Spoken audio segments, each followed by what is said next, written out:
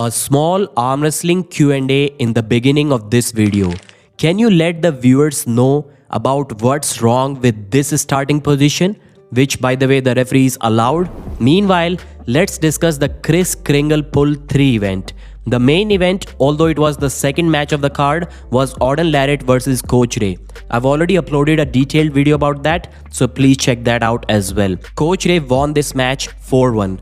But the final match of the card was Justin Bishop versus Hunter Knox. Hunter was looking really good lately. He was setting his hook on almost everyone, but not on Justin Bishop. Justin is on a different level. 3 easy top roll wins, too much hand control. 3-0 Justin Bishop. Derek Smith got humbled by Tom Nelson with a 3-0 score in favor of Tom Nelson. The first round, Tom hooked Derek and smashed him straight to the pad.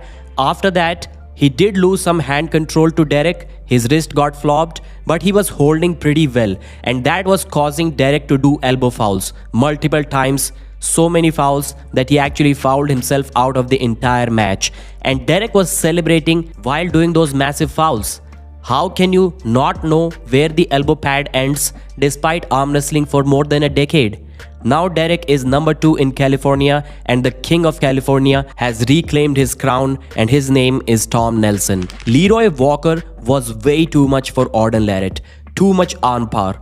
Auden's pronation wasn't enough to go through Leroy's hand, and even if it was, I think it wouldn't have mattered.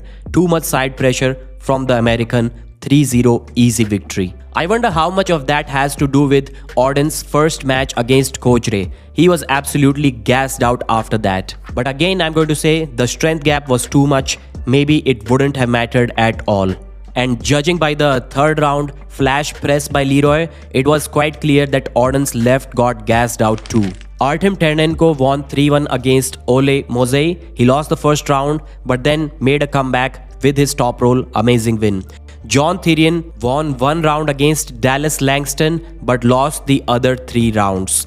Sarah Latona with an amazing victory, 3-0 over Jessie. This was a great back and forth match between the women. Sarah won the first 2 rounds without the straps, and then in the straps Jessie was way too much. So there was a rule that if 1 round goes to straps, all of the next upcoming round will be in the straps. So even in the straps, Sarah won the final round. Mike Linder won 3-0 against the young Australian Jamie Barrett. Bob Brown put an absolute masterclass top roll on Artem Ternenko. Beautiful, legal King's move, never under the table. Actually, at one point, for some milliseconds, he was under the table in a neutral position, but it wasn't too bad. The top roll, the King's move was perfect. 3-0 victory. You cannot beat a King's mover with just side pressure without your wrist. You either have to have a great top roll or you need a solid flop press, and Artem doesn't have any of these weapons. That's why he was always going to lose this match 3-0. Todd Hutchings has the best without hand side pressure in this world, and even he struggled a lot to finish Yoshinobu Kanai. And the first match of the night was won by Austin 3-0 against Michael Brown. So now let's talk about some positives and negatives of this event. The positive, which is also a negative, was the lighting. Just with a few ring lights, they showed us that they can give us a really good product. It looks good for a budget event, but then they shouldn't be showing the ring lights on camera like that. I don't want to see where the light is coming from. But despite that, it was looking good. So I would put this point in both the positive and negative side. The commentary was good, the audio was clear.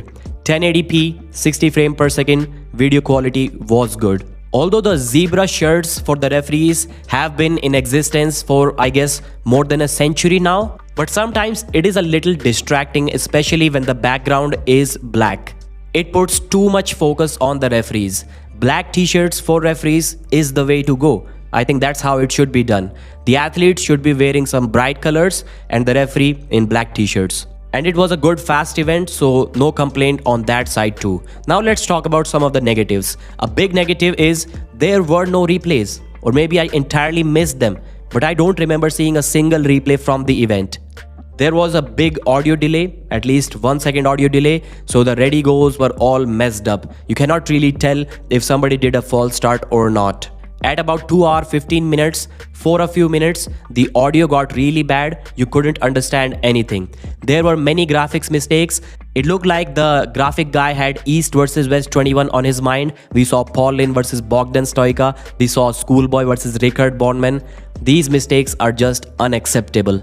Maybe the Kris Kringle guys showed the graphic guy how the posters should be made, how the scorecard should be made. They showed some East versus West posters as examples, and the guy just copy pasted that on this screen. Really big mistake. There were some mistakes in the other graphics too. I'll show you on the screen. So overall, not a very professional event. Then I don't think there were any cues given to the commentators when the camera switched to them. So they were sitting all weird. They didn't know when they had to start talking, when they had to stop talking. So I don't think the organizers were in the ears of the commentators as they should be.